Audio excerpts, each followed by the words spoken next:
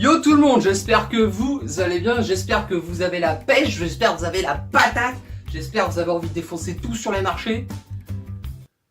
Parce que moi je suis en train de me faire défoncer par l'euro dollar, oh mon putain.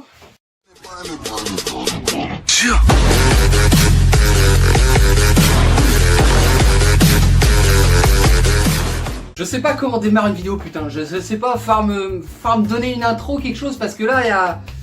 J'arrive pas à faire, enfin je réfléchisse mais là c'est la cata. Hacking, poker, trading. Alors pourquoi je vous ai lâché 3 mots-clés comme ça? C'est pour le référencement. Non je rigole.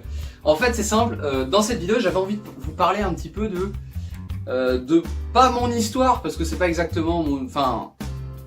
C'est marrant, j'ai dit ça dans une autre vidéo. Je vais vous parler un petit peu de mon histoire, finalement comment je suis arrivé au trading. Parce que je suis pas arrivé à l'âge de 8 ans, je me suis pas dit ah tiens et si je devenais trader en fait.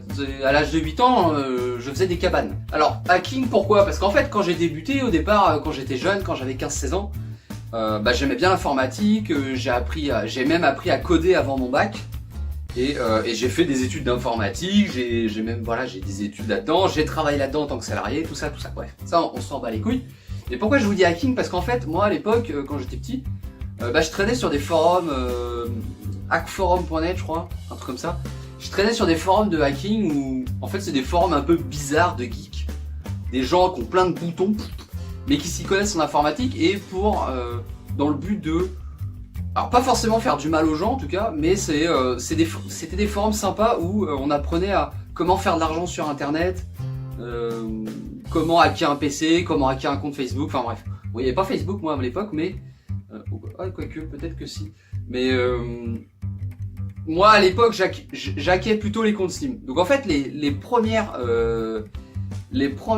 sommes d'argent que j'ai eues sur mon compte PayPal, c'est des comptes Steam. Au départ je vendais des putains de comptes Steam. C'est-à-dire qu'en fait ce que je faisais, donc là vous me dites, vous êtes en train de me dire ah Grégory t'es un putain de... Et vous avez pas tort. C'est qu'en fait, je sais pas si vous avez joué au jeu Counter-Strike 1.6. Ouais, moi j'ai joué à 1.6 Source et aujourd'hui un peu au Go, Global Offensive.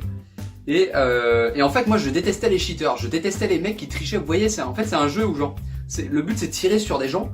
Et le problème c'est qu'il y avait des gens qui ils trichaient, ils mettaient ce qu'on appelle un hack, ils mettaient un cheat.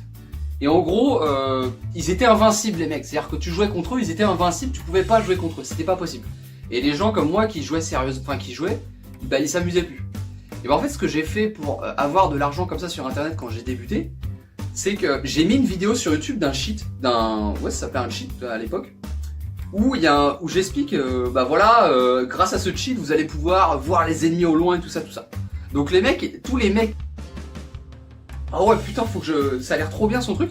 Et je mettais un .exe dans la description, c'est-à-dire que les gens ils téléchargeaient un .exe, et dans le .exe, quand il ouvrait le .exe, ça lui ouvrait un bon vieux message d'erreur en mode ça marche pas, tu vois, en mode erreur, vous savez, je tapais erreur Windows et je prenais la même erreur Windows, c'est-à-dire je faisais apparaître un petit message comme ça, erreur Windows, et sauf qu'en fait, lui il se dit bon bah ça marche pas son truc, je passe à autre chose, mais non, c'est là que j'étais intelligent, parce qu'en fait j'avais placé un espèce de virus dans ce .exe que l'antivirus ne détectait pas. Et ce qui faisait qu'il m'envoyait ses comptes Steam. Alors, du coup, j'étais un bâtard. Mais en fait, j'étais envers les bâtards. En fait, le problème, c'est que les gens qui trichaient comme ça sur des jeux, au bout d'un moment, leur compte se faisait bannir. Donc moi, je me suis dit, autant, si le mec il va se faire bannir son compte, autant lui chourer son compte avant qu'il se fasse bannir. Tu vois? Donc voilà, j'ai commencé un peu comme ça. Alors, vous allez me dire,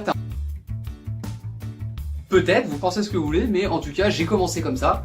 Et j'ai eu ma petite période comme ça où j'aimais bien hacker les comptes Steam. Bon, ça c'était pour parler de hacking. Et en fait, sur le forum de hacking, souvent, il y avait une section monetizing technique, quoi. Et là, dans ce forum, on apprenait à quelles sont les techniques pour faire de l'argent sur Internet. Et c'est là que j'ai dérivé, je me suis un peu éloigné de ce monde de sauvage, tu vois. Et je suis passé au monde du poker. Alors le poker, j'en ferai une vidéo un jour. Mais j'étais pas un joueur qui gagnait des milliers d'euros au poker, mais... J'étais quand même quelqu'un qui passait plusieurs heures par jour à étudier son jeu, à avoir un avantage statistique sur les gens. Parce qu'en fait au poker, les gens qui jouent sur internet, les gens qui jouent sérieusement, en fait leur but à eux, je faisais partie des gens qui ont acheté un logiciel et tout ça pour étudier les statistiques. Et ce que je faisais, c'est que j'étudiais mon jeu. Et mon but, c'était d'avoir un avantage statistique sur les gens. En fait, au poker, dites-vous un truc, c'est qu'on peut gagner de l'argent sur Internet face à des gens, simplement en étudiant son jeu.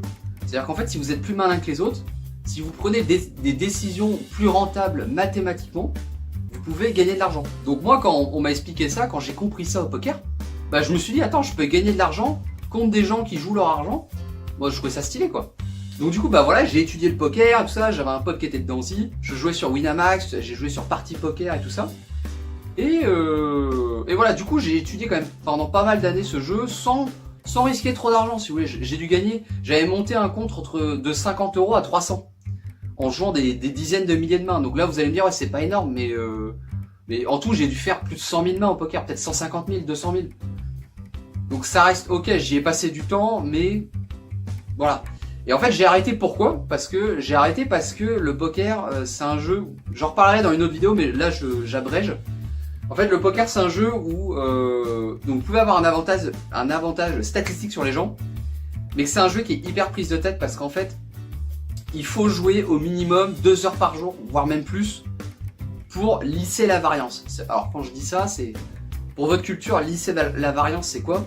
C'est qu'en gros, vous pouvez, contre un débutant au poker, vous pouvez perdre 10 parties d'affilée, même plus, et pourtant avoir raison sur vos décisions. C'est-à-dire qu'en fait, quand vous avez raison mathématiquement sur une décision, vous pouvez avoir 80% de chances de gagner, mais en fait, il reste toujours les 20%.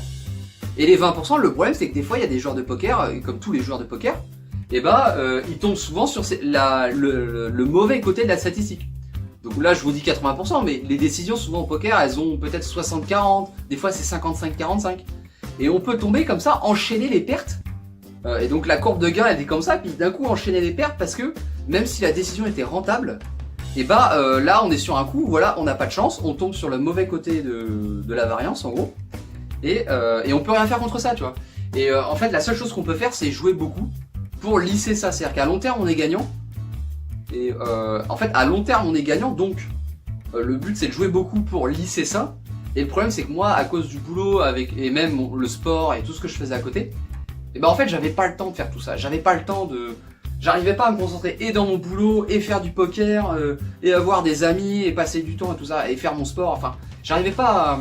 En fait, le poker prenait trop de temps dans ma vie, et on peut pas, pour moi, faire du poker 1 heure par jour, c'est pas assez. En fait, ça permet pas d'être heureux parce que pour le plaisir c'est cool, mais en fait moi je faisais partie des gens qui veulent devenir, je voulais devenir pas le meilleur, mais devenir bon en fait.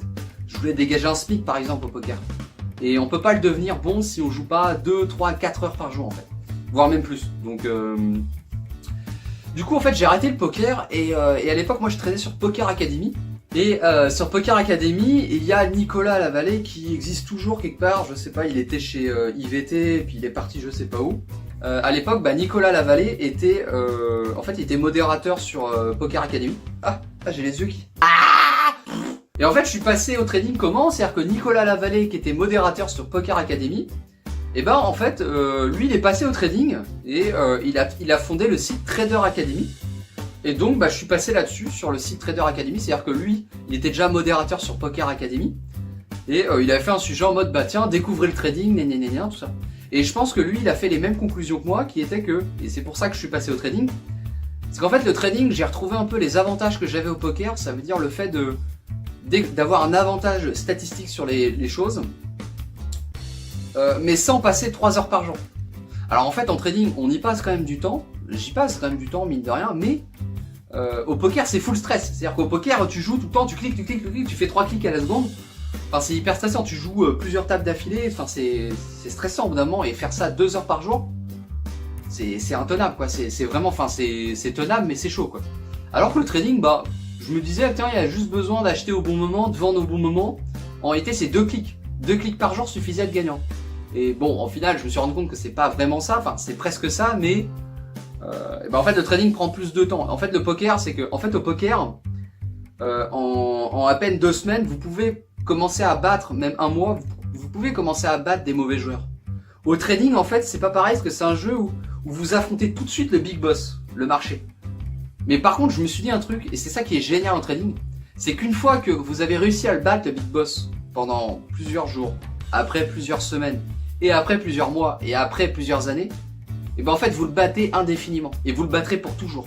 Et c'est ça que j'ai trouvé magique au trading, parce que au poker en fait, le problème c'est que c'est un jeu qui évolue tout le temps, c'est un jeu où peut-être qu'on peut gagner de l'argent contre des joueurs qui sont nuls, mais le problème c'est que les joueurs nuls évoluent, donc c'est un jeu qui a toujours, t'as toujours besoin d'évoluer en fait. Alors que le marché non, le marché c'est toujours le marché, même si il y a des phases où il évolue plus, il est plus ou moins volatile. Au moins le trading, une fois que c'est un peu comme un espèce de big boss, une fois que tu l'affrontes et que tu sais l'affronter, alors ok ça prend des années, pendant des années t'es perdant, tu regardes sur les forums, tu crames des comptes démo et tout. Ok pendant des années tout le monde passe par là, mais une fois que tu commences à le battre le big boss, tu te dis putain ça fait quelques jours que je le bats, après tu dis putain ça fait quelques semaines que je le bats, après tu dis putain ça fait quelques mois que je le bats.